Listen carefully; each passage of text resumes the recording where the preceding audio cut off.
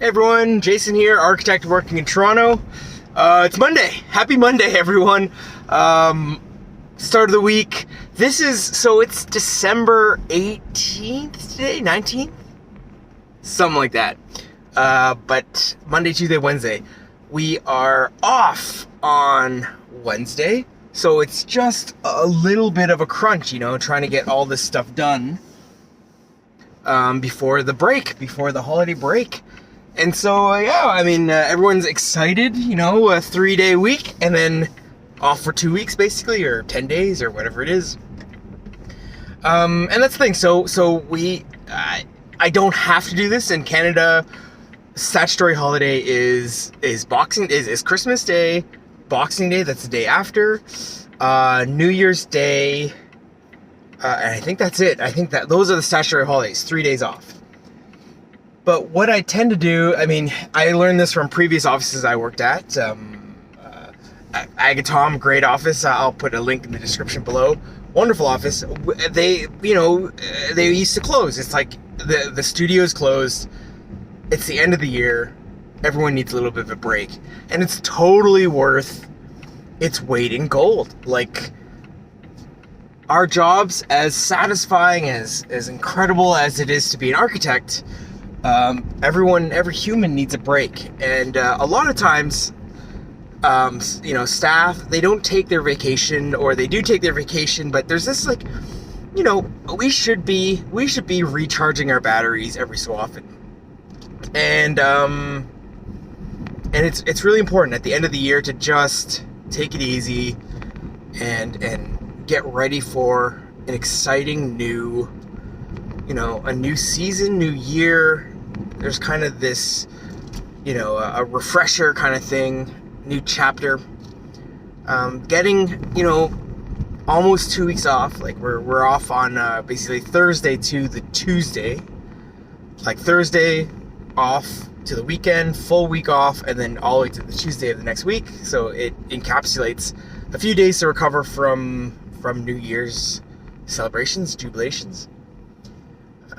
It makes quite a big difference. The odd thing is, when you're working steady, the first few days you kind of don't know what to do with yourself. It's like, I feel like I should be working or whatnot. And that lingers for, a few days. By the time you get to the second half of this break, that's when you kind of feel your stride of having all this time to yourself, and then you're back to work. So unfortunately, on one hand, it's really nice to have that time. On the other hand, it would be lovely if it was longer. But I find 2 weeks is the kind of the sweet spot to actually have a proper break. Holidays, taking time off, vacation, all that stuff, it's hard to do in very small spurts. Like a long weekend, once a month or so is one thing. But to take a good 2 weeks off is a reset, there's a really big difference in doing that. And I encourage my staff to do that. And especially as architects, I have this thing where I highly encourage my staff to travel. Or even budding architects. If you are a budding architect, you should find a way to travel. Travel is expensive, but it has become way more accessible, or way more affordable as of, the last 15 years or so. It is expensive, and yes, it's not great for the environment to fly around, but as a way to grow as a person, to evolve, to see cultures, to see buildings, to see people and lifestyles, that's one way to grow exponentially. Just talking today, one of my staff members, their family is from Bangladesh, and I was like, the Canadian Chancellery is by Brian McKay Lyons, a very prolific architect in Canada. And then she was like, and there's also a Louis Kahn building. I was like, oh right, there's that. It's like this circular thing with a bridge. It's a really cool thing. Look it up, Bangladesh, Louis Kahn. That is a masterpiece. So, just those little things, like every place on earth has some really great architecture if you are a budding architect. Historically and in modern times. Anyway, so I on the flip side, I am not traveling this break. This holiday season, I will be home. I will be doing kind of a staycation basically, and it's gonna be glorious. I might have some time to play some video games. I don't know. And then also to reflect on the business. You know, it's a good time for me as a business owner. So on the business owner side of things, to look back at the last year and reflect.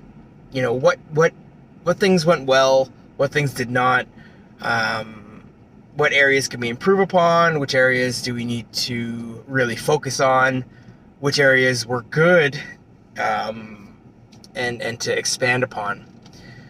Those are really important things to do as well. And so the time off also allows for that. I remember going back to like architecture school, some of the best ideas came from moments of silence or moments of pause. You know, you're go for such a long time, and sometimes you're knee deep in a project or you're head down kind of thing, and you just forget that it's like there's an aspect of thinking and thought process and a reflection that's so important in the creative arts. So in school, there would be moments where I'd be like at the library. I don't know if students go to the library anymore, but I was in the stacks going through periodicals, and it's just this nice moment of pause. You know, you're just sitting on the floor in the middle of the stacks, looking at work. You're not drafting, you're not, designing stuff, you're just looking at stuff. And some of the best ideas come from that. And some of the best ideas come during the shower. And some of the best ideas, it's like the moments of quiet and pause. And that's when you need to write down those ideas. That's when you need a journal to scribe it down, because what does this say? The shortest pencil is longer than the longest memory. So that's it for today. It's a short one, but thank you for listening, and catch you all on the next one. Cheers.